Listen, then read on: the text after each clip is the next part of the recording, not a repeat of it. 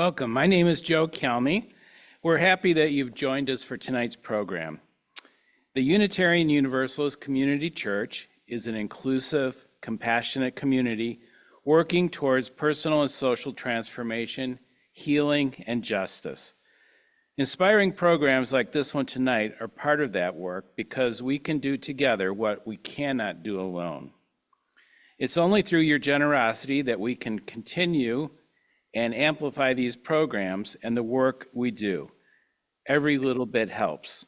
We're going to share a slide to let you know how you can donate to help continue to lend our voice of love and justice to the world. Thank you.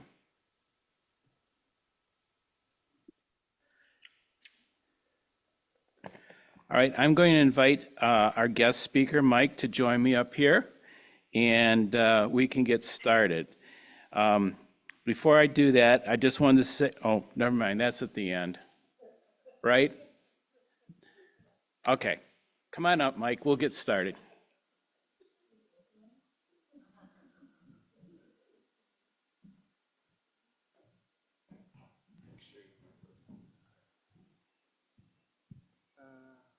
There you go. Yeah? Okay.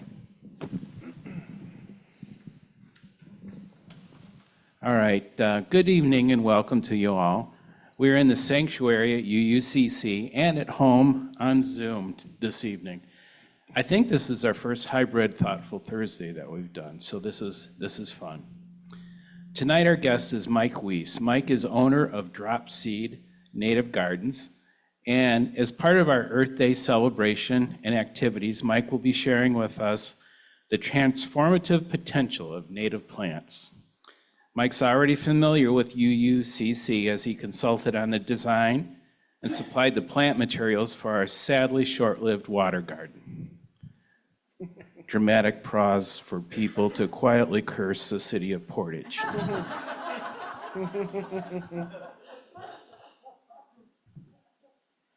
Okay, welcome, Mike, and we're so happy to have you with us tonight. Thanks for inviting me. All right, could you start by sharing your background and what led you into a business building landscapes with purpose? Sure. I don't know how far I want to go back. I grew up in Northwest Indiana, and like a lot of places back then, this was in the early 70s and 80s, there was a lot of, kind of remnant woods at the end of a block or something like that, and me and my friends would always go play a lot and, build forts and, just wander around, create paths and stuff like that.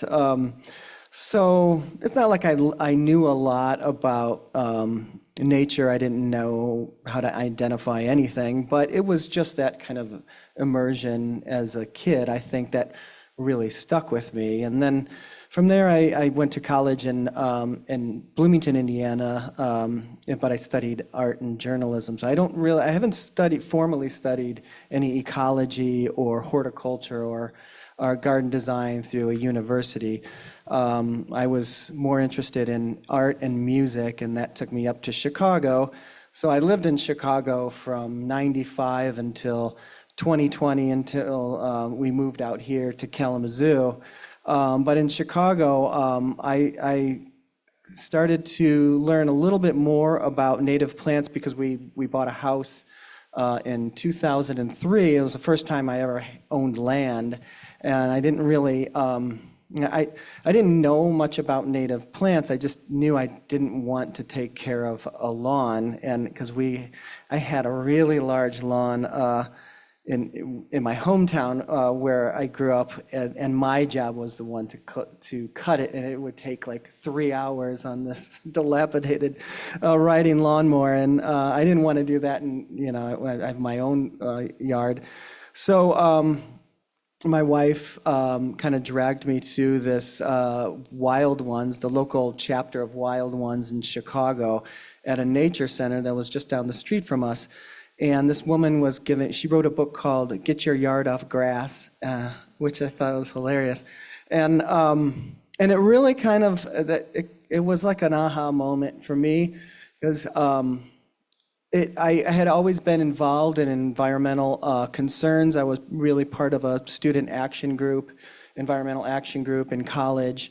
So my mind was always there, but I really didn't know anything about like what, ecological landscaping was like until this meeting where I learned about native plants, and I had no interest in gardening up until then, but that was like, this seems like gardening with a purpose. So I got really excited about it, although I was very busy with music at the time, so my wife is the one who started the garden. And then she was sick one summer, so I had to take over, and I really screwed it up. I started weeding like crazy. I always get a little carried away on anything I do, and I weeded out a lot of the plants, and so she was kind of furious. So I decided, well, if I'm gonna, continue being the steward of this yard, I'm gonna have to learn how to identify the plants, and so I just started buying. I bought like one of those identification books, and then the more I started learning about these plants and their special relationships with the local fauna, pollinators and birds, and I was like, this is incredible. Like the whole interconnection of it all was really kind of blowing my mind. It was more than just my yard. It was the local ecosystem, and it just kept expanding out from there.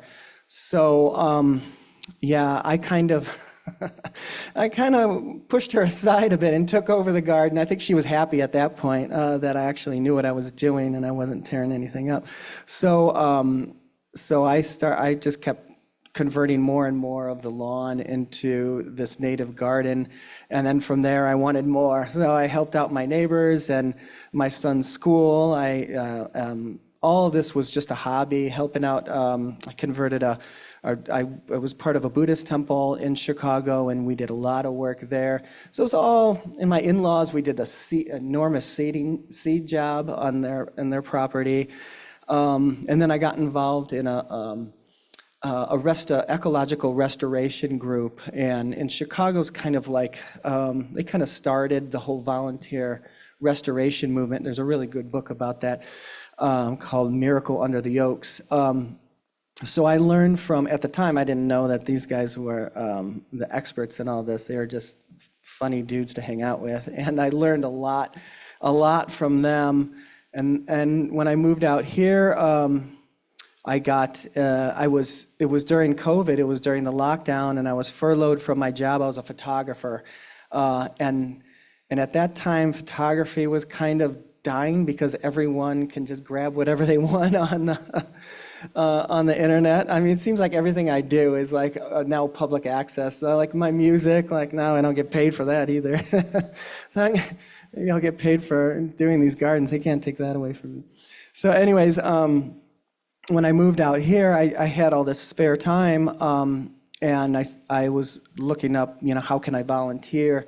So someone told me about the Southwest Michigan Land Conservancy. They have really dedicated volunteer group called the Wednesday Warriors, and this was during COVID, so they even had expanded it to the Monday Privateers, and sometimes even on Friday. And I dove in, and it was fantastic. I learned so much from these guys, mostly retirees, because we work on in the middle of the day on the weekdays.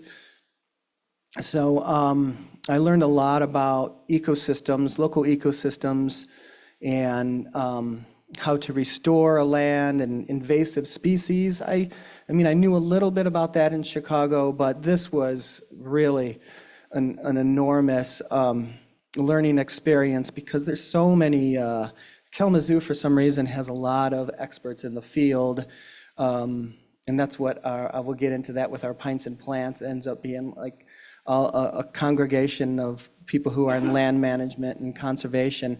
So from there, I wanted to do more. I decided I'm not going to try to even get a job in photography. I've been wanting to transition to ecology or gardening or something. Not entirely sure how that was going to work out. And a friend of mine hooked me up with Chad Hewson at Hidden Savannah Native Nursery, which is out on Van Cal, and it's a wonderful nursery. He collects his own seed in the wild. It's just a tiny operation, but he grows so many plants, and he needed someone to help transplant seedlings this time of year, beginning in March until May, when he starts, we transfer them into pots to sell. And so he needed someone to help do that, and I was totally in for that. And he and I hit it off, and his wife, Kristen, we all really hit it off from there. And so I still do that. That was back in 2020, and I still do that because this is somewhat of a downtime, although I'm finding out it's getting more and more crazy the more people hear about the business. So it's not much of a downtime, but I feel like I don't want to pass up the learning experience of working hand in hand with them all day long. I just learned a ton about plants that way. But they were the ones who convinced me that there was this empty spot that wasn't really being fulfilled. Was that he's growing these plants and people are buying them, but he kept getting a lot of questions about who actually installs these gardens, who knows how to design these gardens. And I showed him some photos of some of the things I did. It's like, this is your calling, this is your job. And I didn't want to start a business at all, but that didn't stop him from sending customers my way. I get phone calls and emails. And said, Chad's recommended you for garden design. Like, okay, I guess I'm doing this. And it's just been kind of snowballing from there. So that started in 2021, and every year it keeps getting bigger and bigger, although I don't want it to get bigger. It's just me. And then sometimes when I need some help and my son seems like he's spending too much time on the couch in the summer, he's the one who helps me out, and his friends do some stuff. So that's where we're at right now with Dropseed. So that's what I do from May pretty much all the way through October is it's planting, doing garden installations. The winters I'm designing the gardens and doing restoration work. Also, I still find time to do the volunteer restoration group I still work with the Land Conservancy and Stewards of Kleinstock and Kazoo School. I still help out with them. So I need to learn how to say no a little more, but I don't. Well, Mike, you ruined my second question. I wanted to ask you what your educational background is, but we know it's art and music. Yeah. And then I was going to ask, is it formal or practical? And then you've told me about all the practical education you've gotten since. I have, yeah. And when I find someone who really sounds like they know what they're talking about, I will bother them with a million questions. So my son's science teacher, he at the time was Steve Cato. A lot of people know about Steve. He's kind of like the ecological guru in town. So when I didn't know this about him, he was just talking. We just kept talking about gardening and plants and natural, just anything nature. And so I every time I drop my son off at school, I just ask him more and more questions, and he and I end up teaching a class of ecology, a elective that they held at Kazoo School. That was fantastic. So I still keep in touch with him, and a lot of these friends of mine have become friends through who we met at Pints and Plants. People who work for Michigan State. It's a Michigan Natural Features Inventory. There's people who are ecologists and botanists and entomologists, and I meet a lot of them at our Pints and Plants group. So they are the experts, and I feel like I'm still a novice, and I just kind of glean information from them as much as I can. So now you have Dropseed Native Gardens. Could you describe the process? Like if I was a new customer and I came to you, could you describe the process to convert my yard from Kentucky bluegrass to native plants. I'm glad you specified the lawn, because it depends on what is already there. Lawn is an easy conversion. There's other things that are a lot more difficult, like English ivy and vinca vine and lily of the valley. Those take a little more prep work. But so what I do is I do a site visit, and at that time I observe as much as I can, and I look around at what is remnant to almost like the pre-settlement vegetation, which is pre-European settlement. There's a lot of resources in the state of Michigan specifically, wonderful maps, so you can kind of identify what the natural community used to be like, but there's not much of the plants left. Sometimes there are more indications. Usually in like a dense neighborhood, the only indication would be older trees. For the most part, this area that we're in now was previously an oak hickory savanna. So if I look around and I look at those oaks, and I kind of get an idea of, I know I'm not going to be able to like return it to what it used to be, but if I could get close enough, then I know that these plants are going to do much better, because you want to fit the plant for the site. And if you try to put something in there just because you like it, chances are, and it's just not going to work.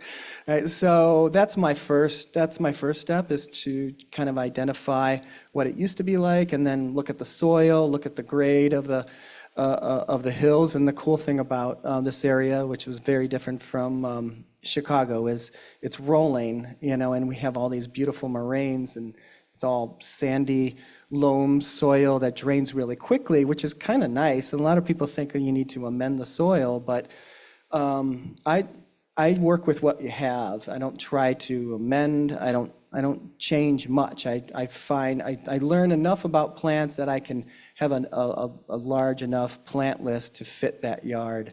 So yeah, so from there, then I'll make measurements, take some photos, and create a design and a plant list, and then I'll do the preparation is to kill off the existing vegetation. There's a few methods you could use. So yeah, it's kind of like, it's a process, a multi-step process for sure. But yeah, if I want to give people like DIY instructions, that's a whole nother thing, but yeah. So, Mike, my wife Nancy and I, while we were still working, we bought 8 acres in Cassopolis, and it was soybeans, or it had been, but it had grown up and it had all kinds of junk trees, and so we cleared it off, and we hired a guy called by the name of Jerry Stewart from Native Connections in Three Rivers. And he planted about 3/4 of it in wildflowers and prairie grass. And I have to say, the hardest part is, he does the design, he shows you what the seed mix is, what the percentage of this, the percentage of that. Let's go. And you can't do it. It takes several seasons before you get rid of all the stuff that you don't want. So I know it's a little controversial, but we use glyphosate. Yeah. Is that a common? Yeah, I use it. I used to be opposed to herbicide until I started working with the Land Conservancy, and I learned a lot more about how to use it properly. It gets a bad rap because it's so overly used. In big ag, they're spraying it from airplanes, on a regular basis. So I mean, what we do is very targeted and very low percentage. And when I learned the science about how it breaks down in the soil with, so that's like more like the bacteria breaking it down, I mean, you could start planting within a week after, everything is killed off. That's what I usually do because I just have so many yards. Last year I did 30 installations. So if you do the smothering technique, which is what I used to do, and what I still recommend for people who don't have experience with herbicide, like I have a license for that. And you kind of have to know how to use that stuff. But if it's a small area, like if you're working in that area, I mean, there's no way that you could smother that. Yeah, you absolutely have to use glyphosate to kill off, because you have to start. It's best to start with a blank slate as much as possible. Otherwise, you are already you're kind of fighting the weeds. Yeah. We had to spray it once, and then in the fall we planted seed oats on everything, and that came up and it was gorgeous the next spring, and then we had to spray it again before we could plant. So it took like a year from the time that Native Connections designed what we were hoping to see. And then these plants don't grow overnight either. They take a long time before. But the beauty is that every year we see something we'd never seen before. So that's kind of nice. Yeah, that's really exciting. Yeah. Kind of transforming, especially agricultural property is complicated, because the more the land has been, the soil has been disturbed, the more difficult it is to work with, because it's open to loads of weed seeds, and then there's seed bank, and if it's been a farm field, then the seed bank is nothing good that you want. Probably just more soy. So yeah, and then and you were doing a big seed project. I actually I don't do seed projects. I do a tiny bit of that, but most of my jobs I work with live plants. I try to do that as much as possible because, for one, as you know, it takes a long time for those seeds, sometimes 3 to 4 years, right? But live plants, I wouldn't call it instant gratification, but it's a lot faster. So, yeah, and I work in smaller, mostly it's just yards, really, but sometimes I get asked to do these big projects, and then I would call Native Connections on something like refer them to you, to him for sure. So one of the things we learned when we were doing ours is that, I've been to a couple Kalamazoo Wild Ones meetings, and I know the definition of what is native is maybe a little controversial, because when we were planting, let's say we were planting little bluestem, well, the seed maybe came from California or out west, and that didn't qualify as being native enough for some people. How rigid are you with that definition?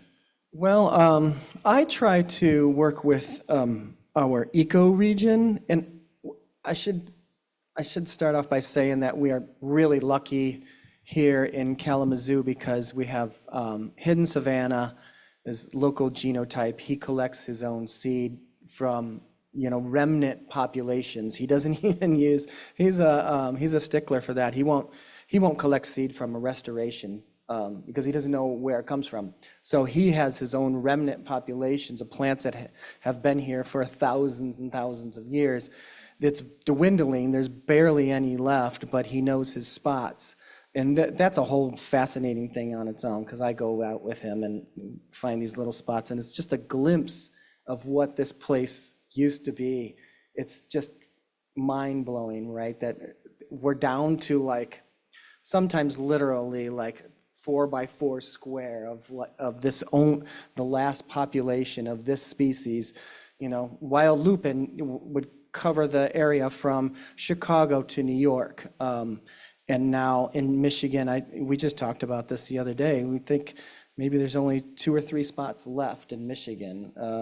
So it's kind of disheartening, but it's also, I love the search for these places because it's just fascinating. Anyway, so since he's collecting everything locally from these spots, 90% of my plants are coming from him because I work with him. So there are other, a lot of people in different parts of the country who don't have access to a hidden savanna, or out in near East Lansing in a town called Mason is where wild type nursery is, and that Chad learned a lot from that guy, from Bill at Wild Type, and he's like 3 times as large. So we have wild type, we have hidden savanna, there's a place in Indiana. So we're lucky. So I don't really have to go outside of our ecoregion to get the plants. In fact, it would be more complicated for me to do that. So I'm kind of spoiled, and I could get on my high horse. And I'm like, I am local genotype. What about you? Your plants come from Nebraska, but I have the luxury of having those plants available to me. But I consider, plants don't recognize political boundaries, right? So when you talk about local genotype, people talk about, state grown. Well, that's kind of doesn't make much sense, right? Because these plants been here for 10,000 years and been managed by the local tribes for that long. So what you look at are, the EPA has really interesting maps called, so they're called ecoregions, and they have different levels. And I usually stick with the level 3 ecoregion, and it's an interesting map to take a look at when you get a chance, because for Michigan, it goes up to about almost up to Grand Rapids as far north, and then you get to that, what they call that, the tension line, I forget what, so that's where it switches from deciduous trees into conifer trees. Completely different natural community, different way, completely different growing systems. So we have more in common with Northwest Indiana, Northern Indiana, even into Chicago. We're in that level 3, that ecoregion, because, and I kind of split hairs on that, because I even think the EPA doesn't even show how much we share with Chicago and Northwest Indiana, because they don't recognize how this area used to have prairies and oak savannas. And oak savannas covered like the eastern half of Illinois, western half of Indiana, up in Chicago, and curving into southwest Michigan. And Michigan's a fascinating state ecologically, because there's so many different natural communities.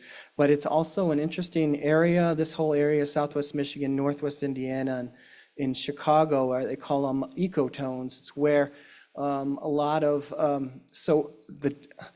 all of these really large ecosystems, like the eastern woodlands, like in this area. So we are on the western edge of the eastern woodlands. We are on the eastern edge of the tall grass prairie. We even have, because of the Great Lakes, we have really weird climate because of that. A lot of people know that because of the fruit belt. So we get strange plants, and we even have these what they call East Coast disjuncts. So it's like there's just so many different really niches, and it makes Michigan to be a really fascinating place when you get into botany. Well, I know when we originally had ours planted, that Native Connections was pretty rigid about, using local seed. But we also had about an acre that's between our wood line in the front and M62, and it was just a mess. And so we decided to plant that. And we went through an organization called Pheasants Forever. So it's a hunting organization, but they do lots of restorations for habitat. And you can actually get the same species. I'm sure they're not native, they weren't sourced from Michigan necessarily, but the same species, and it's much less expensive than. So.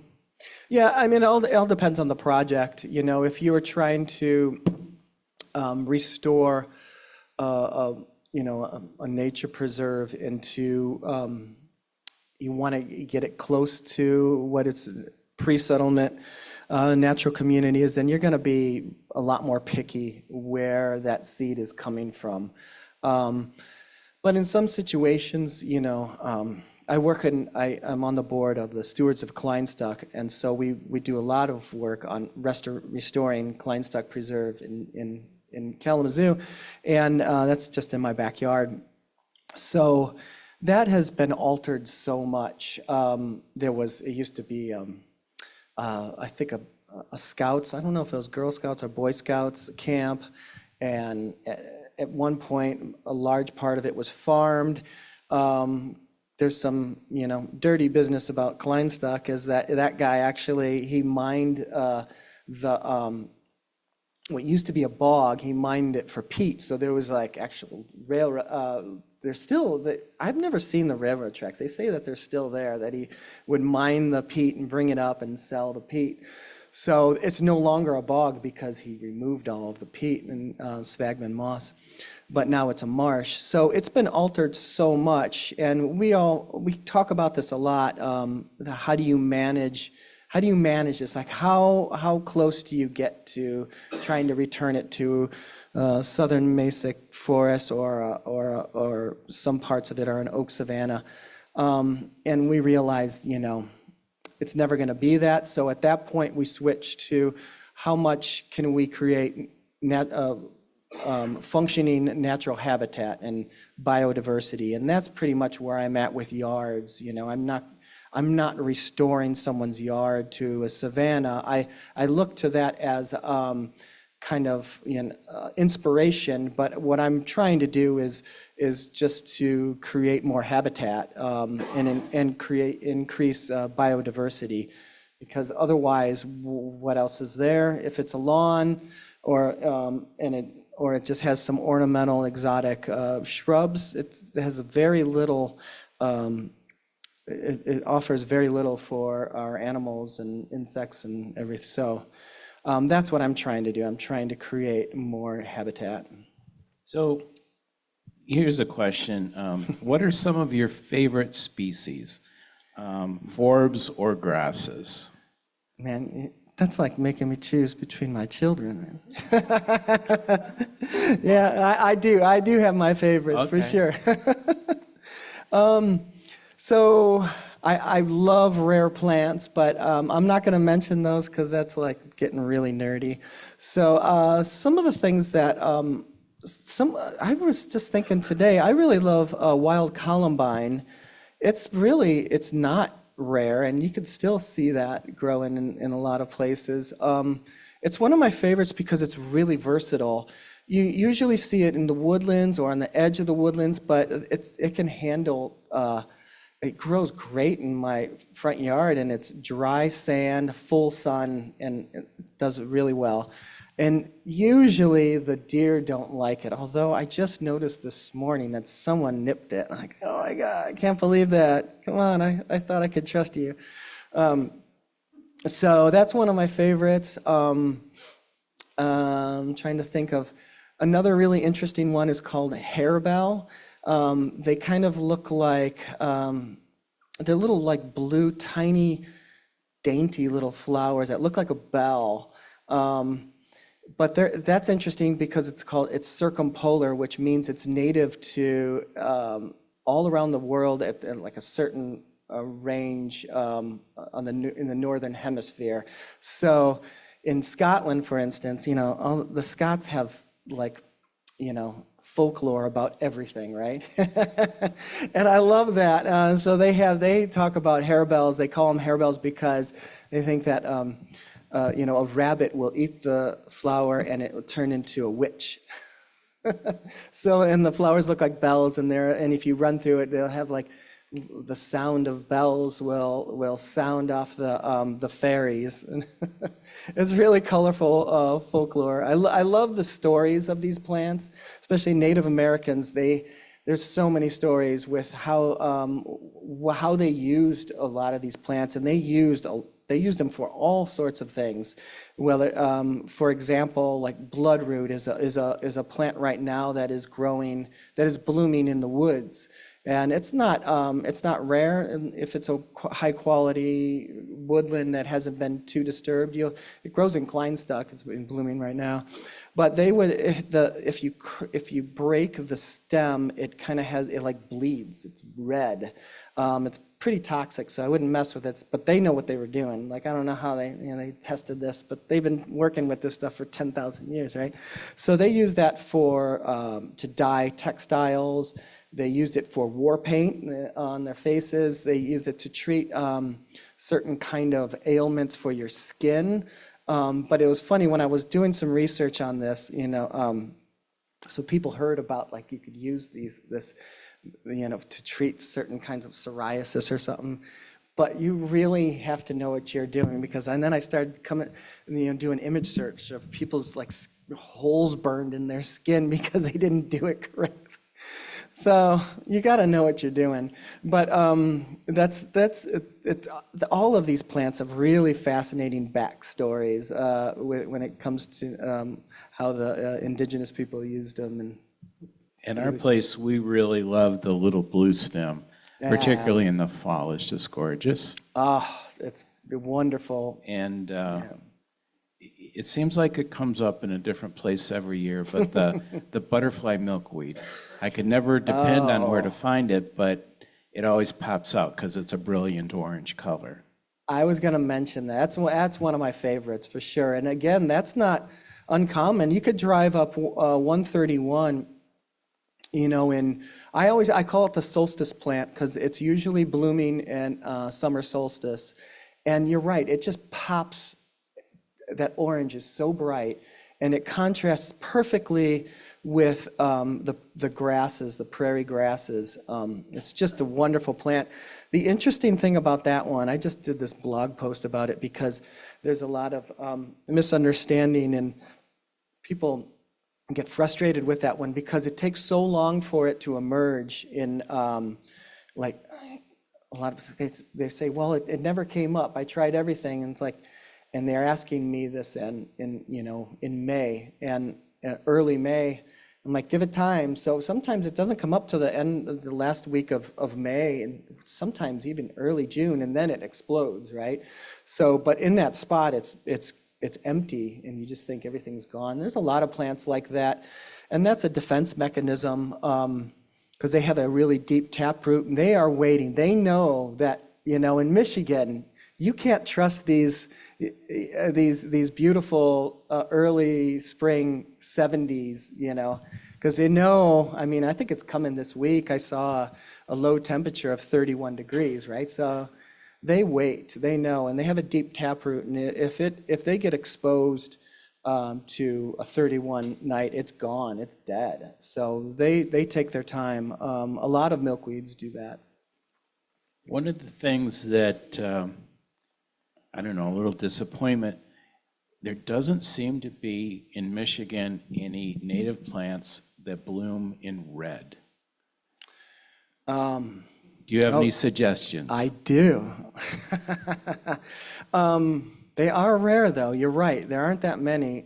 Columbine does, and you probably don't have it in yours because that would be foolish to throw it in a prairie mix, but it can handle it. So Columbine, I sprinkle those in pretty much every yard, all over the place, because it has just that really cool, strange looking, like a lamp, and then it attracts the hummingbirds, and I always see hummingbirds coming at it. Really interesting, and the way the bees go at it is just fascinating. So Columbine, Royal Catchfly is a very rare plant, but it's just striking. there's no paint that will get that red. It's so deep, so saturated in red. And in that same family is another one called fire pink, which is another fascinating plant that's super rare. But yeah, you're right. There really aren't that many. Cardinal flower. Thanks, Kira. You're right. That is a wetland. That's native? Yeah. Oh, okay. That's a wetland species, and that really attracts the hummingbirds. Good one. I'm going to change a little bit. Can you help us understand the harm caused by invasive species such as the Bradford pears, and particularly when I go out to visit my son and his family out in Colorado, the Russian olives just all over the place out there. Yeah, that's a timely topic right now. You could probably look outside and see a Bradford pear blooming.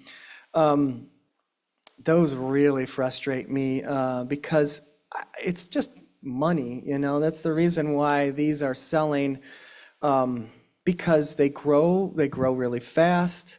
They aren't pears, and I think a lot of contractors and just conventional landscapers, that's like the first tree that they go to, because I think it's simple for them. You could plant that and you've got like a tree almost like immediately, right? And it blooms. It's blooming beautifully right now. You see it all over the place. I feel like it's the official tree of Portage. It's just everywhere. But it's actually a terrible tree, not just in many ways, because it's, for one, the blooms have this awful like rotten fish smell. You know, some people don't really notice it, but other people are really sensitive to it, and it's going to make you gag. They are really weak, so they'll split in an ice storm. I always tell people never park underneath a Bradford pear because you're taking your chances. They have like these strange thorns, and they puncture tires. Not to mention they're just short-lived, and you know it's just instant gratification. They don't offer anything for our wildlife. It doesn't host any caterpillars, and that's super important.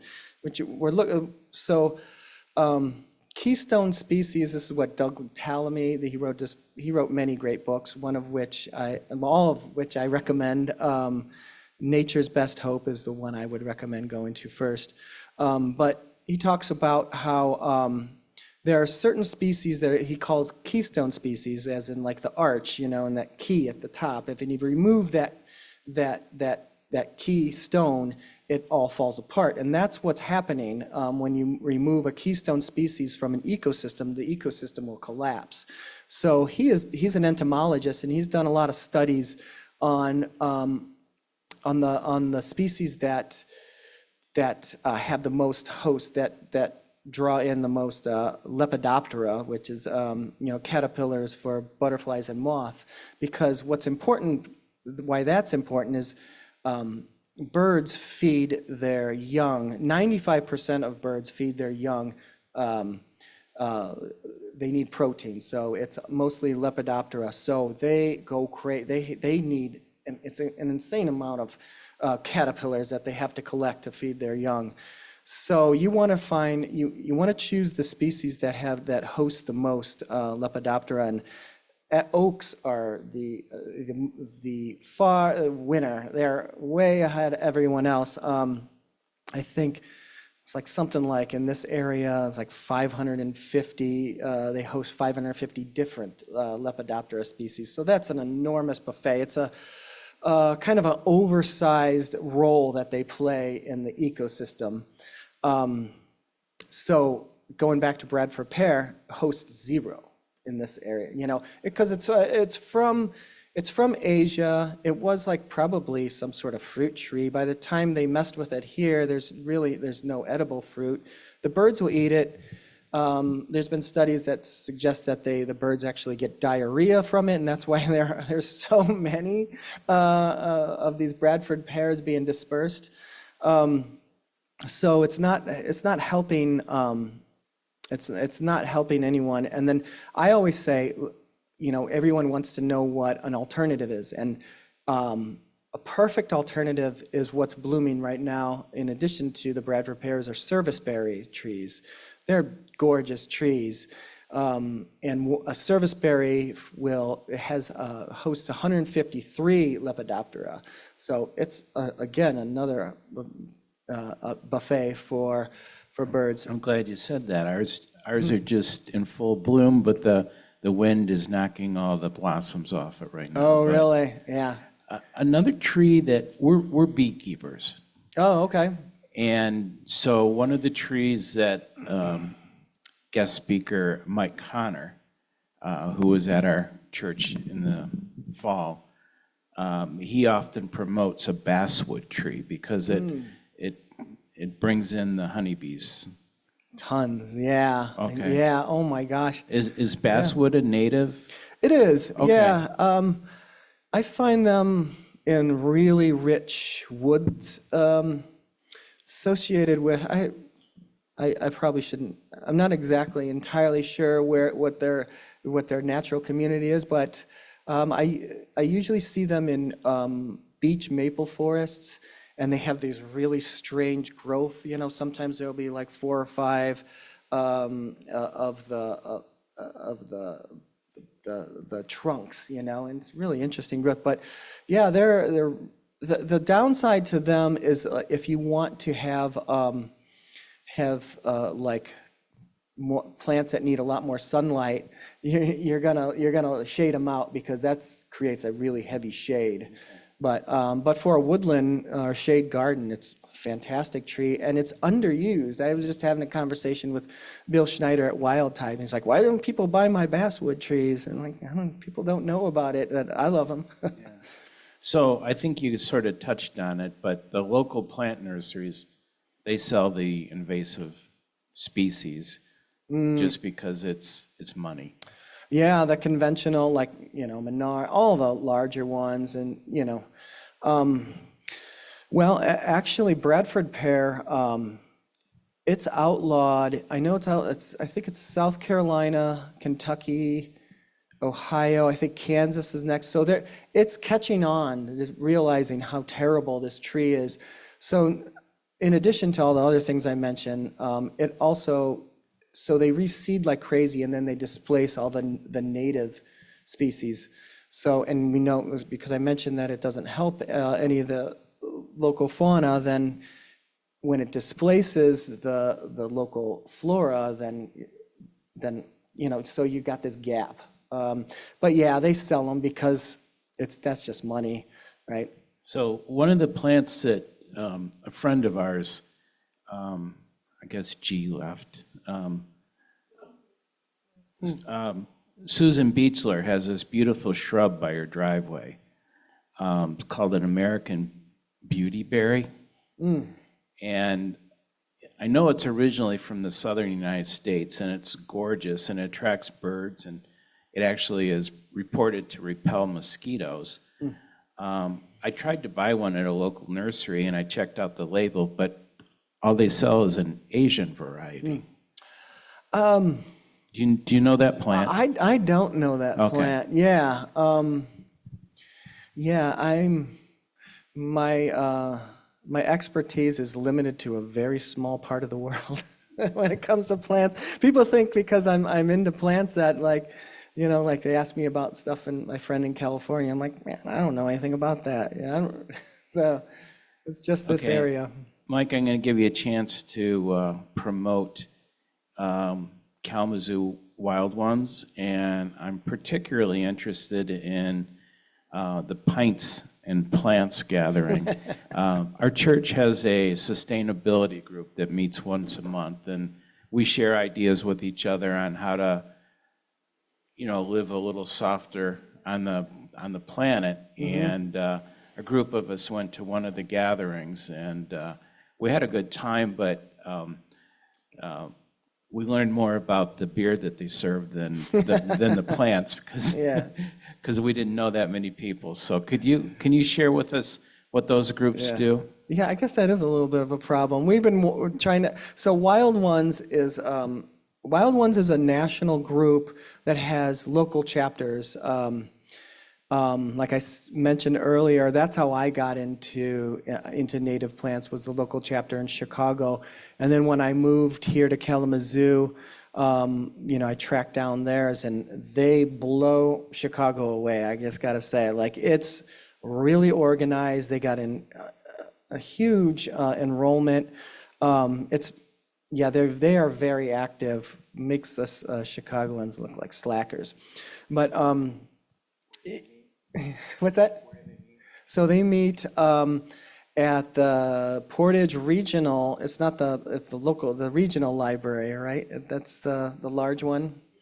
The district library. I always get that wrong. So at the district library monthly, and the next monthly meeting is actually next Wednesday, and I'm on the program committee. So this. A lot of the ones of my picks who are going to be doing presentations are happening starting this Wednesday. It's a friend of mine named Mitch Ledow. He is the stewardship director for the Southwest Michigan Land Conservancy, and he's going to be talking about the oak savannas of this area.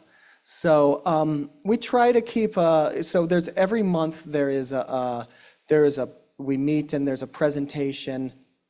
It's pretty formal in terms of this is a program. Whereas Pints and Plants, the idea behind that was we thought they were having a problem recruiting younger people. So I thought, well, let's get at the time they were meeting at that church basement. I think it was the basement of the basement.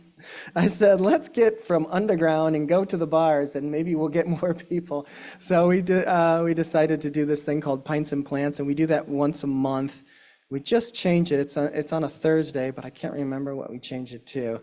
I think it's going to be, Kara, do you know, the first Thursday of the month? I can't remember. But anyways, it's at Brewery Otre, which is downtown. And the whole idea behind that was that we weren't going to have any program, like scheduled program. We were just going to have it, just people show up and hoping that people will just start talking about plants. And it's been actually kind of fascinating because the people that turn up for Pints and Plants don't typically go to the scheduled meetings, and it ends up being like this. It is a younger group, and it's a lot of experts in the conservation field. It's been great for me because I learn, I meet all these people, and they're all these experts, and I just bother them with questions all the time because they finally have the answers I'm looking for. But and sometimes I'll do trivia, like botany trivia. But that's about it as far in terms of actual programming goes. So yeah, but the local chapter is very active. They have committees that do actual restoration and plantings and all sorts of committees. So I'm on the executive committee and the programming committee, and we try to have the presentations range from, really nerdy academic botany stuff to just how to start a garden, So something for everyone that's what we try to balance. Thanks, Mike. At this time, I think I'm going to ask if there's any questions, either here in the sanctuary or if you're on Zoom, raise your hand so we can hear you. And I'm going to ask that you wait till I bring you the microphone so that if you don't speak into the microphone, the people that are at home on Zoom can't hear what you're saying. So are there any questions here in the sanctuary?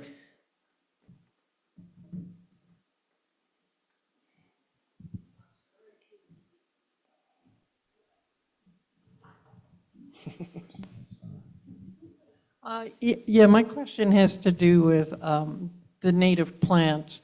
I know that at the Nature Center, when they were doing tree planting, they got their trees actually from Indiana because it was the same species, but it was a southern orientation in their genetics. And with climate change, they figure they should probably start, if they're going to last 50 years, have something.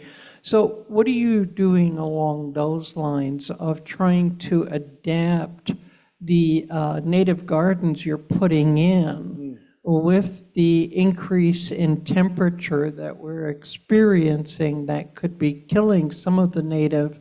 Are you moving in southern cousins, so to speak, or have you started thinking about that?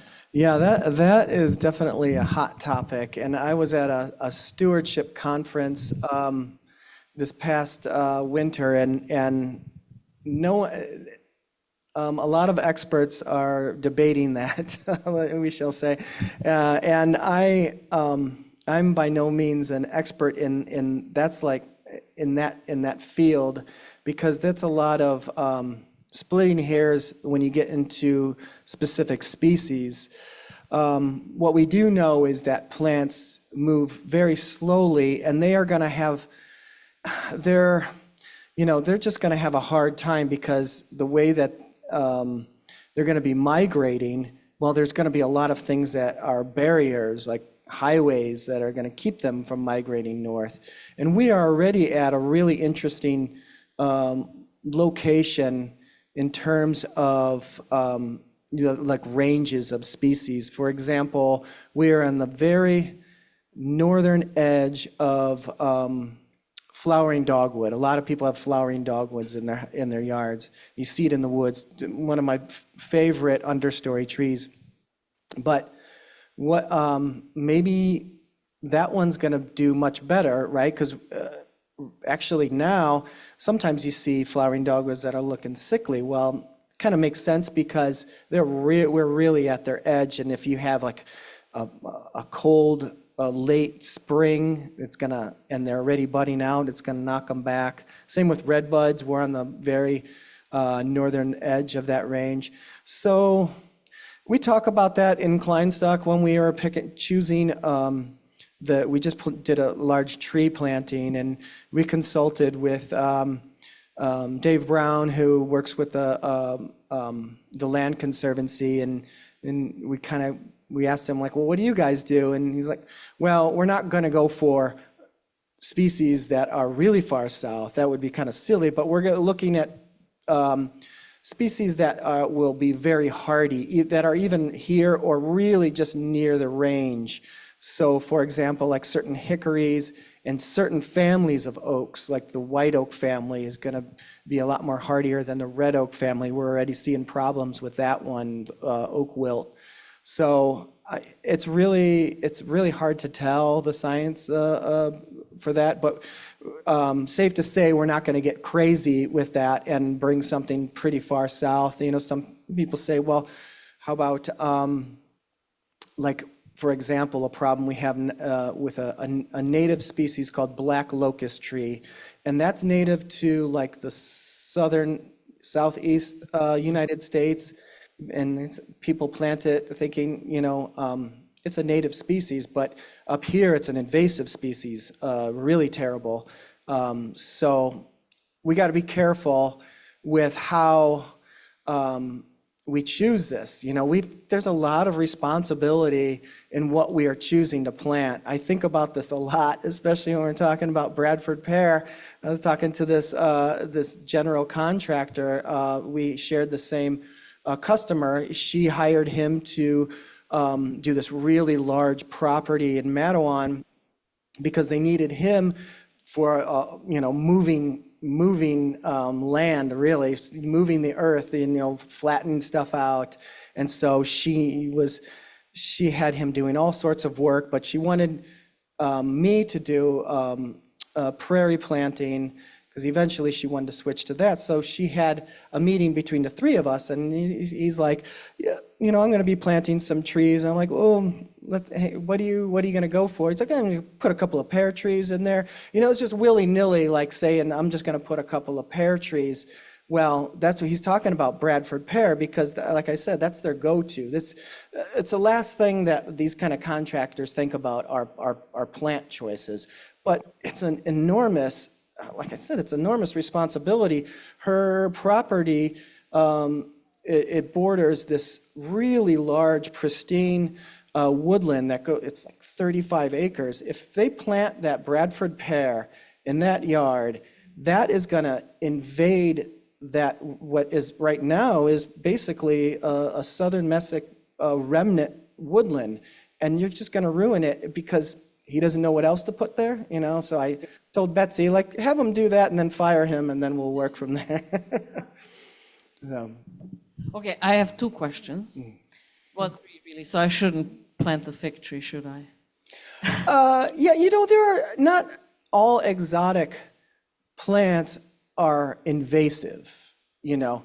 So, yeah, if you want figs, if it can handle living in these conditions, I think those would be fine. You just gotta kind of, you know, maybe do your research and find out if it's going to be, if it has a very liberal dispersal, you know. But Probably that's, not, no. yeah, I doubt that it does. You know, there's a lot of, you know, ornamental or I mean, fruit trees that do just fine and they stay put. So it really is per species to, yeah. So my question, two questions. One is, why is it that the native plants are so easily killed by invasive plants? That Well- doesn't make any sense to me. That's one question. And the other one is, what's wrong with not having native plants? So the problem is that it's evolution. It's these systems, these plants, these relationships that these plants have with everything around them, the soil, the sunlight, and most importantly, the fauna. That evolution has been working itself out for thousands and thousands of years. So through all that time, they've, you know, these natural systems have created a balance, and that balance works, you know, miraculously it works. So when you bring something that isn't from that system and plop it in, well, it doesn't have any, it doesn't have anything to keep it in check, right? So, so anything, like for example, the oak tree, like that I mentioned, that it supports all those Lepidoptera. Well, you would think that 550 different species of caterpillar on a tree would just decimate that tree, right? But there's a balance to it, and you'll just see little holes in the leaves, and then you know that it's functioning correctly. But in an exotic plant that doesn't have a relationship with that fauna is not in check. So it's free to do whatever it wants, and what it wants to do is create more of itself. So it's just going to disperse, and grow. And then what happens is that usually they leaf out early. Like right now, if you go into an area that is covered in invasive species, you will notice the invasive species because they're the ones that are leafed out earlier than anything else. Asian honeysuckle right now is leafed out, and so you could have when I do work days, last Sunday we did a work day in Kleinstock. It was very simple for me to tell people what to cut because I said cut anything that is green for a shrub because the native shrubs haven't even leafed out yet. So it leaves out, shades out the native plants. They don't get the sunlight that they need, so they can't grow. It's a huge problem I always try to think of examples. In Kleinstock, we have loads of Norway maples, and the Norway maples really leaf out early with really heavy leaves, so they shade out everything underneath them. The herbaceous layer, the plants that grow on the ground, they can't grow. The understory native shrubs can't grow, and the oaks can't regenerate. So that system is doomed. Yeah, that forest has a deadline, really. It's going to die out if we don't remove those invasive species. Thank you. I have a question about, I purchased a condo that was built 50 years ago, and part of the reason was it has so many 50-year-old trees around it. But I'm discovering that I have quite a few black walnuts, and there's always something falling on my head. They used to be called gypsy moths, now they're hairy moths or fuzzy moths or something. Yeah. And the black walnuts and everything else. Is there a good reason to put up with that, or should I try having it trimmed, or? Well, in terms of the moss, that is an invasive species as well. So again, like all the caterpillars that are eating that oak, it still miraculously survives and does well, but you throw one invasive moth and it totally defoliates the entire tree. So we just have been living with this species. No one has figured out a way to get rid of it yet. For a while there, it wasn't too bad because it's cyclical. So usually if you have a terrible year, then they don't come back because they can't handle our winters. Well, now we're getting into climate change. So you have a more mild winter. They're able to survive, and then they're back again. So an oak tree can handle a year of being defoliated by the spongy moth, but it can't well, we're finding out now. Like this last year was the second year, so we'll find out this year if it's back. If it's back 3 years, I'm not sure these oaks are going to be able to handle that. And you know, there's a lot of talk of what you can do about that. I don't really like the solutions I've seen where people talking about bringing in helicopters and dropping an insecticide on that tree. The problem with insecticides, and contrary to what the guy who's selling it to you will say, like, oh, it's just going to take care of that one moth. That's, you can't, it's going to take care of everything that's living on that plant. It's going to kill it all. So we don't want to go that route. So I'm not entirely sure. It's playing out right now. It's all an experiment.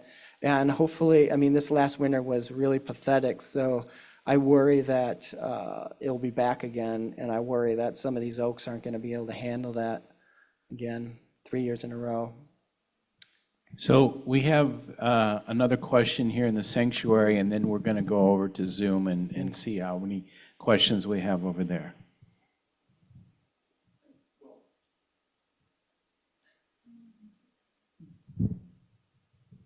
I wanted to ask a question about a specific, I guess it's invasive. We lived over the border in Indiana until November a year ago. And I had a big, lovely, nice water garden. And I grew one of the things at the boggy edges of the pond. I grew swamp iris. And I had yellow flags and blue flags. And I loved them. And I loved the yellow ones get like 6 feet tall. And I really enjoyed them. And I was going to bring some of them up here with me. And the house we bought is on a small fishing lake. It's very deep, so it's not like a pond.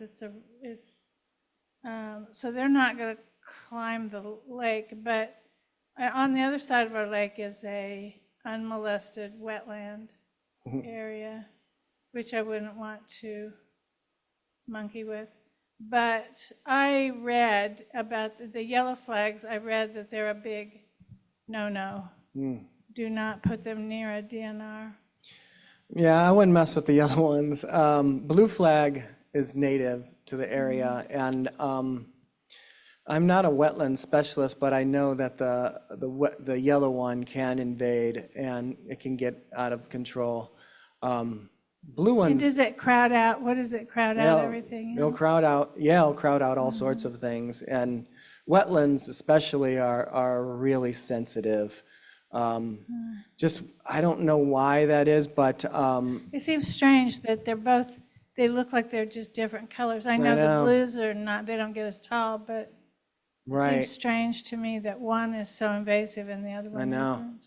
Yeah, there's so much that we know and we don't know about these plants, and especially they're very complicated relationships. And now, the new science is getting into the mycology and how, these plants might be communicating in ways as for defense and all sorts of interesting science interesting. behind that.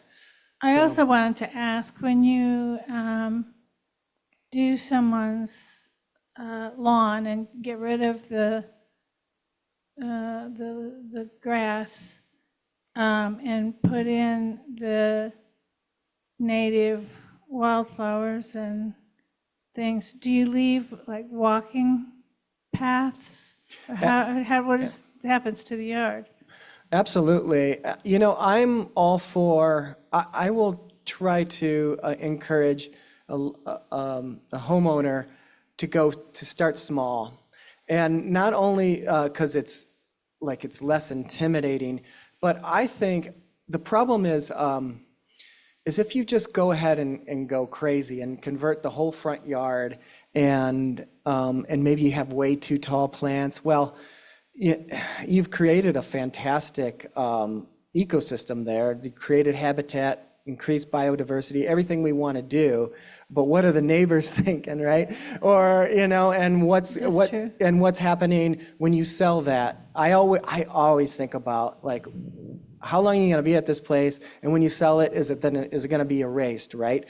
So when I started Dropseed, it all started with me and my wife walking around my neighborhood. I live in the Windshell neighborhood in Kalamazoo, and there are beautiful gardens there. And we walk around and we see these wonderful like curvilinear beds.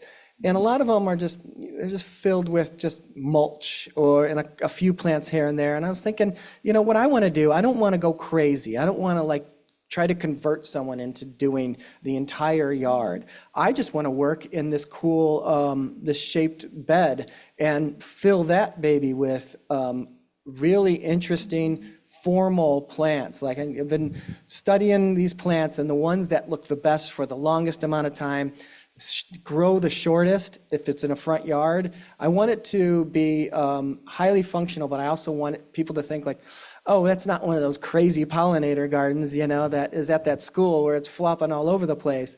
Like I want it to be considered, on par with any sort of formal garden that you see. So that's my idea. So I recommend going small. I love paths. Paths are great because you need to move around in this, and then you can experience the garden too. You want to be able to walk through it and observe these things instead of standing from the side. And also you could do really cool things with design when you have paths. So, and just make it just more aesthetically pleasing to someone who doesn't know anything about why you're doing it. But to them, it just looks like a really cool garden. And we need more of that. I think we. Okay, we're going to move over to Zoom. Does anyone, I think I heard Eric had a question, and I see Marcia has her hand up, and Judy. Let's see, Eric, do you want to go first? I think you were sending a chat. Sure. I think Mike, you may have already addressed this a little bit, and I don't know how specific you can get, but my question was, if I wanted to start a small native space, little garden, maybe 3 feet by 3 feet, something very simple, that would attract birds and insects, are there a few plants that you would recommend for a real small space? So, hi, Eric. Good to see you. So, yeah, 3 by 3. So that is small, and in that 4 by 4, if you want to go that. Okay, let's go 4 by 4. Then that so that's I like to go 1 foot centers. So that's 16 plants really. Is that right? Yeah. Get my math right. So is it in the front yard or the backyard? Backyard. So in the backyard, like I there are some plants that I just banish to the backyard because they, even though they are keystone species like asters and goldenrods, sometimes the asters and goldenrods get a little crazy in the front yard. So I banish those to the backyard, but they are the ones that are doing a lot of support, right? So, but you also want to keep in mind what I call succession of blooms. So something that's happening from spring all the way through fall. Let me think about, so you want something in bloom, throughout that, because there's not one plant that's going to be in bloom that long. It's, even though it's small, you still want a diversity of plants, of species, but I wouldn't get carried away, otherwise that small space will look messy. So I would have to know a little bit more about the site, but I'm just throwing out a few species that come off the top of my head that do really well for a really long time. There's one called, I have to give you the scientific name because the common names are a mess. So most people think of black-eyed Susans, but I kind of steer people away from black-eyed Susans, which the scientific name is Rudbeckia hirta. I instead would recommend Rudbeckia fulgida because the Rudbeckia hirta is a biennial, so means it only lives for 1 or 2 years and then it dies. The fulgida, which some common name would be orange coneflower, that is it blooms for a really long time, and it supports a lot of pollinators. So that would be a plant that will bloom for most of the summer and into the fall. Some asters for the fall, especially for the backyard, asters and goldenrods, but you have to be very specific on those, the kind of species, because some can get a little more aggressive than others. But even just going with the popular ones that people are familiar with, purple coneflower is a wonderful plant, and I mix that with pale purple coneflower, which is meant for more dry soils, but the purple one is more rich soils, but they can adapt. So I put both of those together because one blooms earlier in the summer, and then as that one's fading, the other one takes off. So you want something that's interesting for a very long time. I'm trying to think of, you're putting me on the spot trying to think of. No, those are great suggestions. Appreciate that. Depending on the amount of rain we get, we have a lot of, and I don't know the scientific name, but we call it bee balm. Yeah. Has a beautiful lavender flower. It does. That one, a common name is bee balm and wild bergamot. That one's wonderful, and the deer don't like that one because it has a strong scent. The only downside to that is if it doesn't get enough air circulation or full sun, it kind of has a musty, like a moldy look to it. So instead, I usually use it's another Monarda. It's called a dotted horsemint, Monarda punctata, and it's a lot shorter. It's only about, less than 2 feet. And it's got the strangest, it looks like an alien. It's the strangest flower. I love it. Have you seen that one before? No, we have the wild bergamot because with the blue stem being 6 feet tall, we need it to get above all the other. Absolutely. And that's another thing. A lot of people just go for the very showy flowers, but you kind of want to also add, add grasses. And for a front yard, I wouldn't go with the big ones that you have, big blue stem or Indian grass, because they recede like crazy and also they're very tall. But prairie dropseed is my favorite, and Cytotes grama is another good one. Those are warm, they're going to grow in the warm season, and then there's in these soils that we have, we could also get away with growing one of my favorite cool season grasses is called June grass. It's a really interesting plant. It's greening up now, so that's important. You want something, I always say you need something to be covering the ground at all times, because then you have a living mulch instead of having to keep adding mulch layers. You don't want to add mulch layers because then it kind of changes the composition of the soil, but it also doesn't allow plants to reseed. But you don't want too much empty spaces because then the weeds get in. So something growing, covering the ground at all times is So ideal. I think I saw Marcia with her hand up. You got to unmute yourself. You're muted. Okay, there I am. Yep. Okay. Yeah. I actually have two questions for you. I have a hillside that I've plowed and put into wildflowers. And would you suggest burning or mowing? It depends on what you could get away with. If you're out in the country and you can burn, man, that would be fantastic. There needs to be a lot more burning, but you kind of have to know what you're doing. Ideally, burning would be great. A lot of these plants are from natural communities that it's called they're fire dependent, so they have to be burned. But, we can't do that if you're in suburbia, so mowing is another way. Hillside, that's complicated, right? So if it's manageable, it's something like that, if I would probably weed whack it down if you can't mow it. But yeah, if you could burn. Too big to weed whack. Oh, wow, you have that. That's impressive. That's It's so- great. Yeah, if you could burn, that would be Yeah, we fantastic. can burn. We're allowed to burn.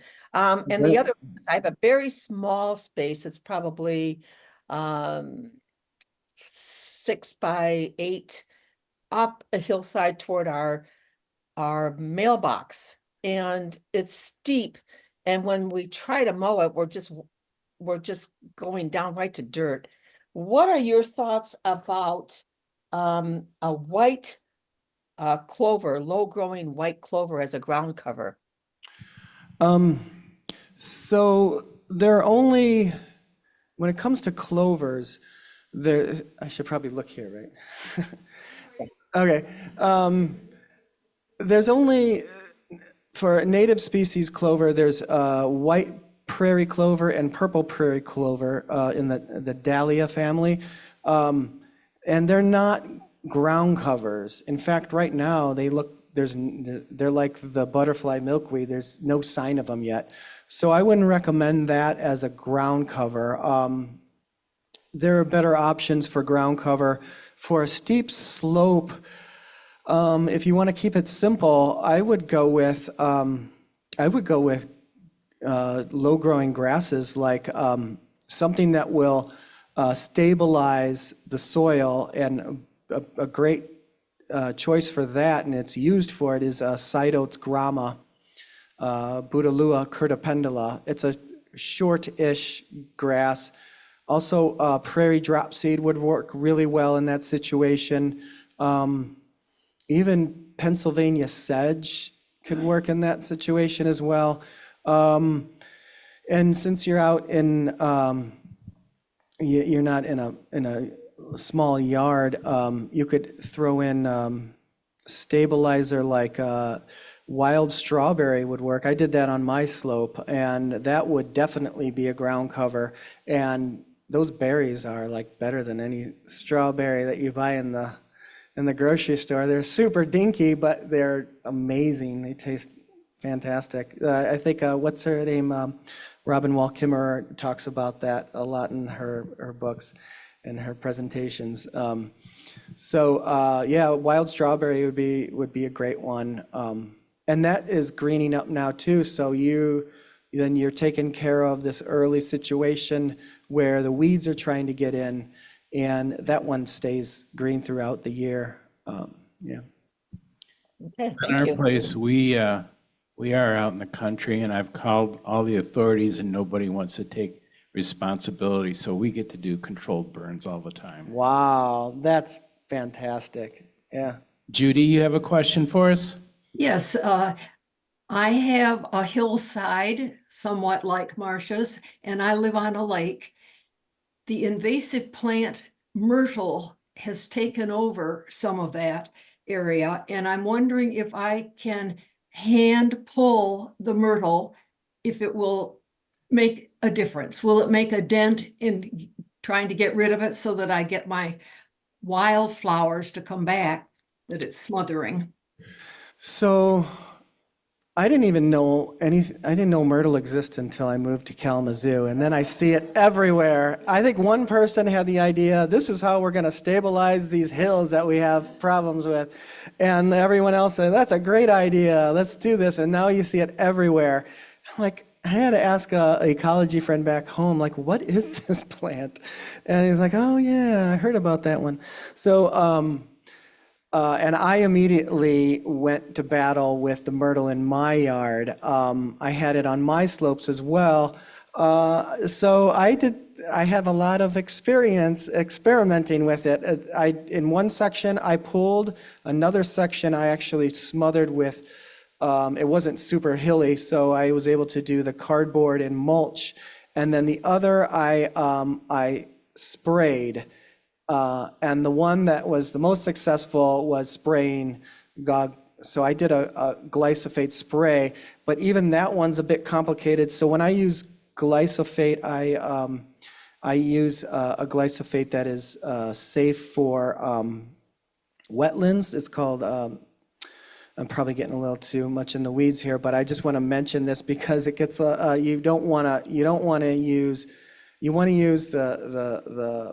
the water safe one because they don't add any surfactants. The surfactants are the chemicals that are going to cause the problems in a wetland. It's not the glyphosate. So I use a surfactant-free glyphosate, and if I need to add surfactant, I add my own.